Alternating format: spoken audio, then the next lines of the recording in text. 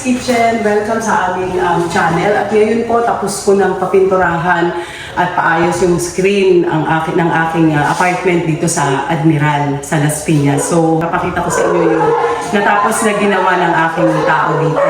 And ready na siya for occupancy. And pwede ko po itong ibigay na 7K dito sa Las Piñas kapag tumawag, 6,500 o 6,000 pwede na. Dati kasi 5,500 lang eh.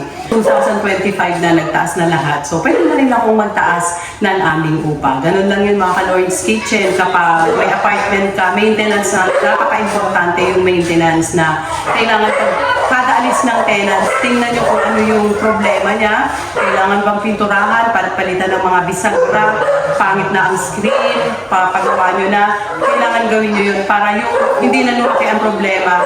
Balang araw kapag nag-maintenance ka tapos tinagalan mo, ay sigurado mas malaki yung gagastusin mo.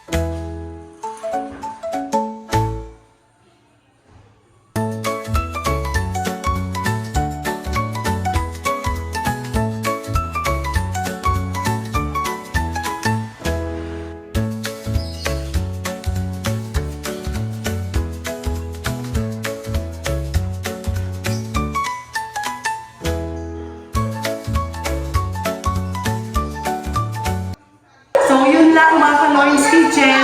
Don't forget to subscribe Lawrence Kitchen, Fashion Kitchen, Inquiries, College, Travel, Food, Pangkabuhayan Vlog. Yun po ang pinakamahalaga, yung pangkabuhayan. Sana nakakapulot kayo ng mga ideya sa aming vlog na ito.